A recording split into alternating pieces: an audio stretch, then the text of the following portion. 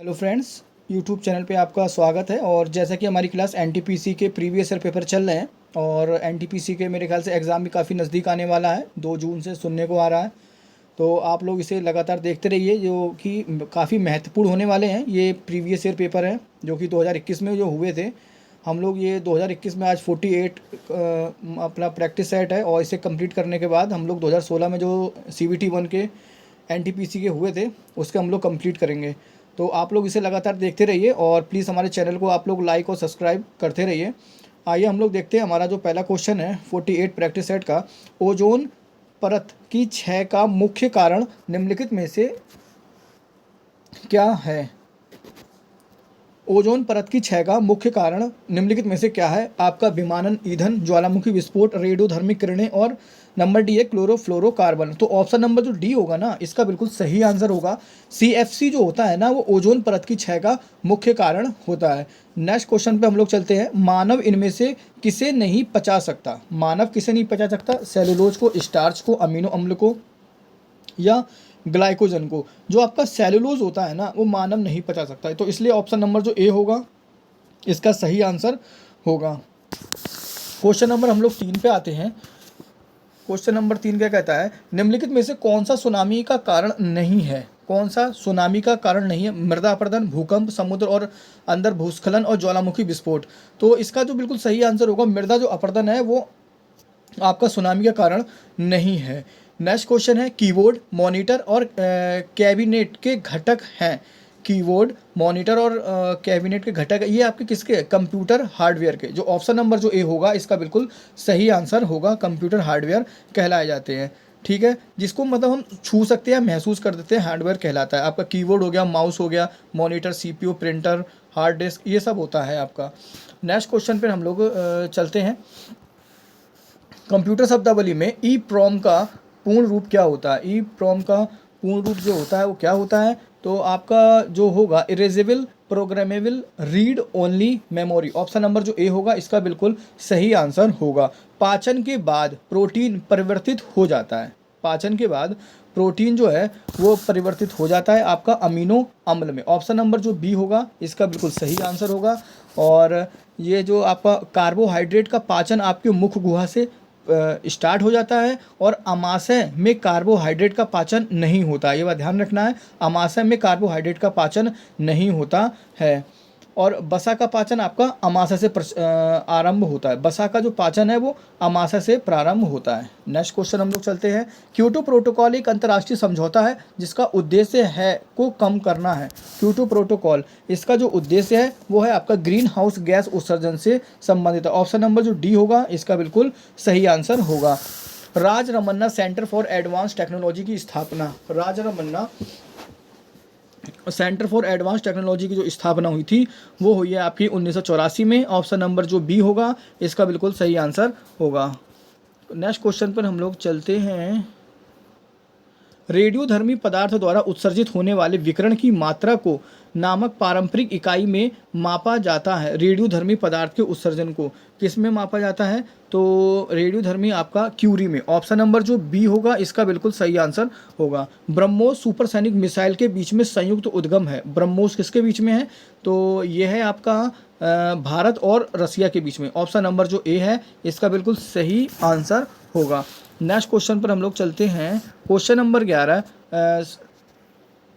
Cytoplasm एक jelly जैसा द्रव होता है जो मौजूद है। साइटोप्लाज्म एक जेली जैसा द्रव होता है जो होता है आपका केंद्रक और कोशिका भित्ति के बीच।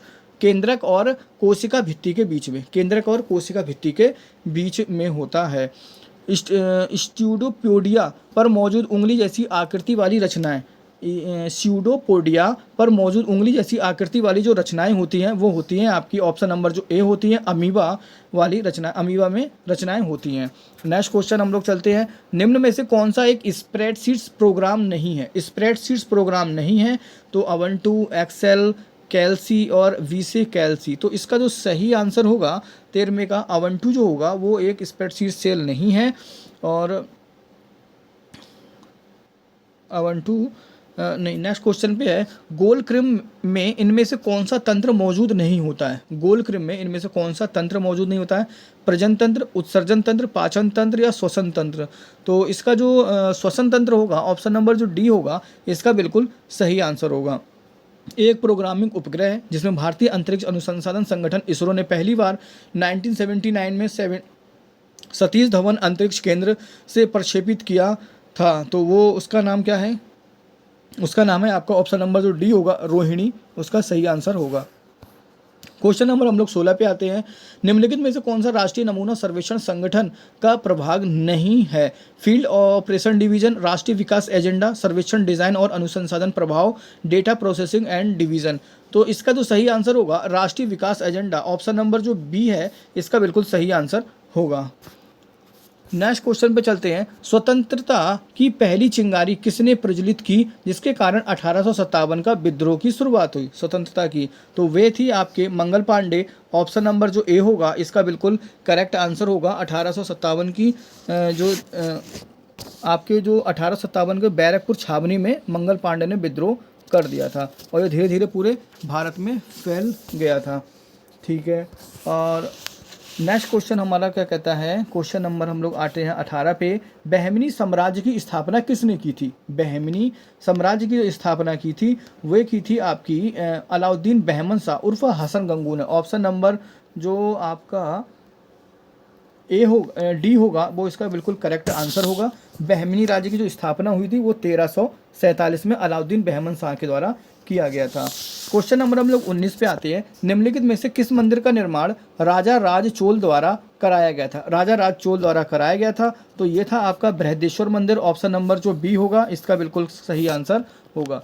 नेक्स्ट क्वेश्चन पे चलते हैं। शब्द कामेट प्राचीन शब्द से आया है जिसका अर्थ लंबी पूंछ वाला तारा है, तो इसका जो बिल्कुल सही आंसर होगा वो होगा आपका ऑप्शन नंबर जो सी होगा, बिल्कुल इसका सही आंसर होगा। भारतीय संविधान के किस अनुच्छेद के अंतर्गत समानता के अधिकार का उल्लेख किया गया है? समानता का अधिकार का उल्लेख किया गया है, तो ऑप्शन नंबर जो बी होगा 14 से 18 में, इसका बिल्कुल सही आंसर होगा। नेक्स्ट क्वेश्चन पे जाते हैं हम लोग। तिब्बत पठार का सबसे अच्छा उदाहरण कौन सा है? तिब्बत का जो पठार है सबसे अच्छा उदाहरण कौन सा है? तो ये होगा अंतर पर्वतीय पठार, ऑप्शन नंबर जो ए होगा, इसका बिल्कुल सही आंसर होगा। क्वेश्चन हम लोग 23 पे आते हैं। मलेशिया की मुद्रा, मलेशिया की जो मुद्रा है वो क्या है? मलेशिया की मुद्रा जो है आपका रिंगिट है, ऑप्शन नंबर जो डी है, इसका बिल्कुल सही आंसर होगा। क्वेश्चन नंबर हम लोग आते हैं 24 पे। भारत में योजना आयोग की स्थापना कब हुई थी? योजना आयोग की स्थापना जो हुई थी आपकी योजना आयोग की स्थापना 1950 में की गई। इसके स्थान पे ही अब आया था नीति आयोग किया गया। ठीक है, और दीनदयाल उपाध्याय ग्रामीण कौशल्य योजना शुरुआत की गई थी। दीनदयाल उपाध्याय ग्रामीण कौशल जो योजना है वह है आपकी 2014 में आप स्टार्ट की गई थी। विश्व प्रसिद्ध छत्तीसगढ़ी लोक गायिका तीजन बाई लोक संगीत की किस विधा की प्रेरणता हैं? छत्तीसगढ़ी, ये आपकी जो है छत्तीसगढ़ी जो है वो है आपकी पंडवानी, ऑप्शन नंबर जो बी होगा, इसका बिल्कुल सही आंसर होगा। पंडवानी छत्तीसगढ़ का लोक नृत्य है। क्वेश्चन हम लोग आते हैं 27 पे। निम्नलिखित में से कौन सी संरचनागत सुविधा के अंतर्गत नहीं आता? संरचनात्मक सुविधा के अंतर्गत नहीं आता, तो ऑप्शन नंबर जो ए होगा, इसका बिल्कुल सही आंसर होगा। मनोरंजन जो है वो नहीं आता है। भारतीय संविधान के निम्न में से कौन सा अनुच्छेद मनी बिल को परिभाषित करता है? मनी बिल को परिभाषित करता है, तो इसका जो होगा आपका 110 के तहत आपको मनी बिल को प्रभावित करता है, ऑप्शन नंबर जो डी होगा, बिल्कुल इसका करेक्ट आंसर होगा। ग्रेट इंडियन डेजर्ट भारत के किस हिस्से में स्थित है?